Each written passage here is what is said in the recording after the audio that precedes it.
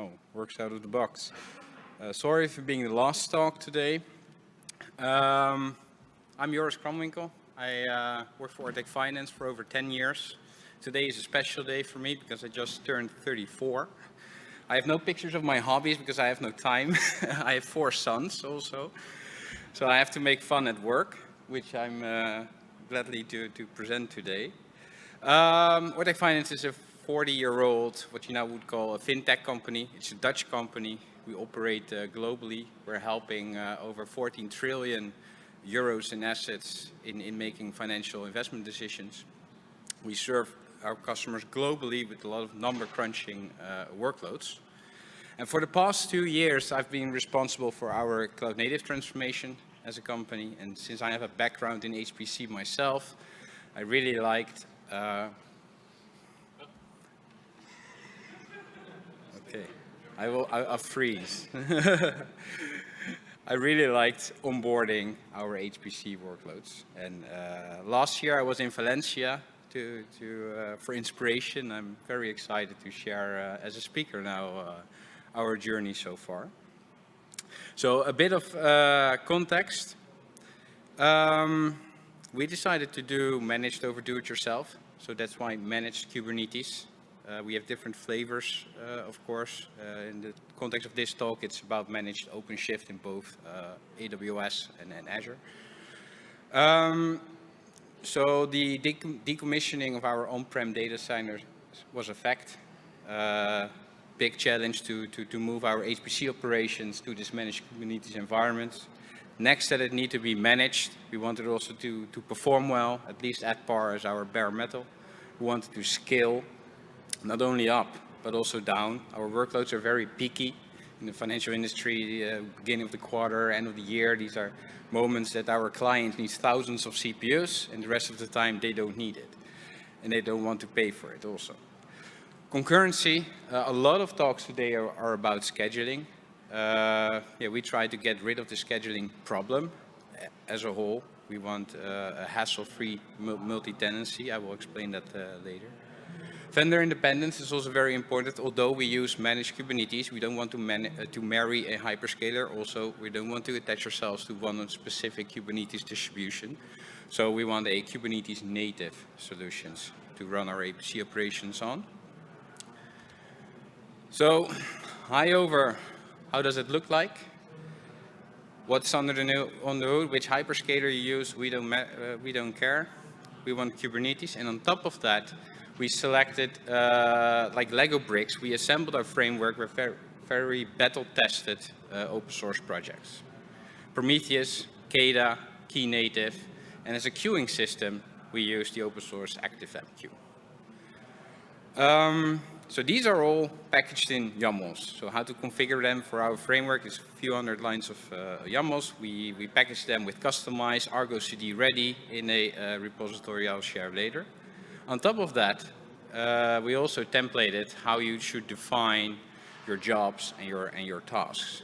These are just 300 lines of C#. So that's truly our contribution. It's really about how it interfaces with the rest under the hood. It is in .NET, but you can easily do it in Python as well. So this is a very lean setup. And our context is, so in our pods, it can be thousands lines of Python that's it's running, but we also have fat pods, like 600,000 lines of C# in one container. It's all one process per container context. So how does it look like? So from left to right, our users interact via REST API, which is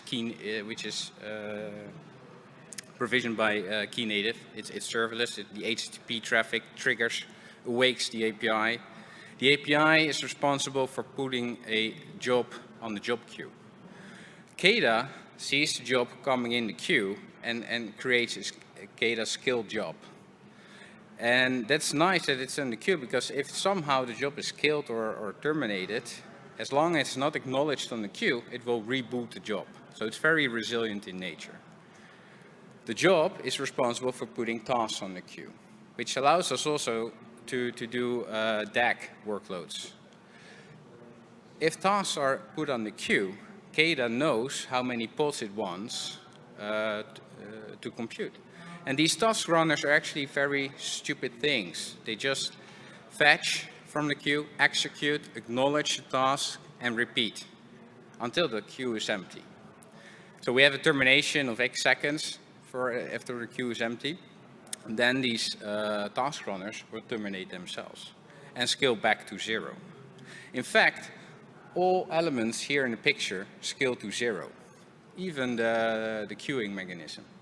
And this is not only nice for cost perspective, but also very nice in tenancy, in multi-tenancy context. I can make a namespace per user, I can make a namespace per application. So far, scaling pods. But the big question is, if we can scale pods, scaling pods is easy, but how, in a managed context, does the infrastructure scales along? So, in Kubernetes context, the cloud controller manager is responsible for this, and it depends a bit on the hyperscaler of its implementation. But some managed Kubernetes providers have machine sets, node pools, they all have different names for it. But in essence, VMs are provisioned automatically based on pending pods. And by means of tolerations and taints, we can provision many flavors of machine set with GPUs, without GPUs, Intel, AMD, different memory architectures, and also these machine sets scale back to 0, which is very interesting feature.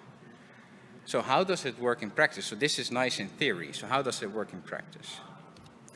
So this is kind of the conclusion on this question. Does this elasticity promise of a cloud, can you monetize on that in HPC context? So these are empirical results, but we were able to spin up 1,500 CPUs within 20 seconds up, of the 20 minutes up and back to 0.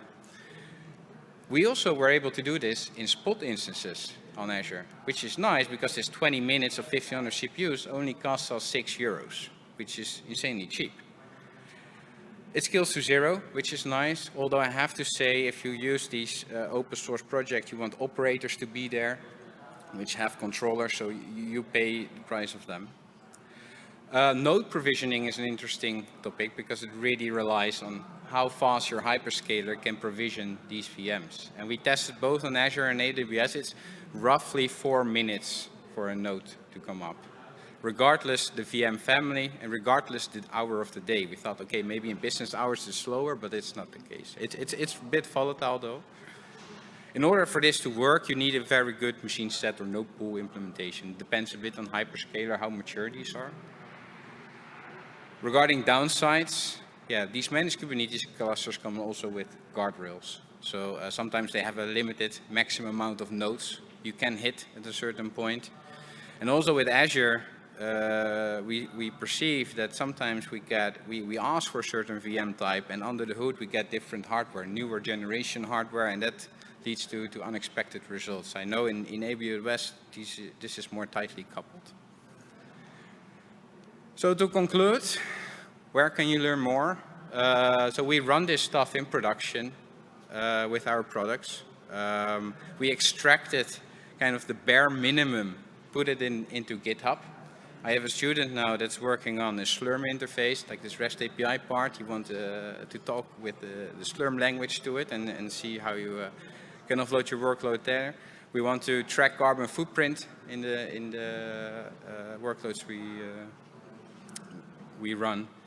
And furthermore, another colleague of mine recorded the demo where you see this in real life, scaling from 0 machines to many.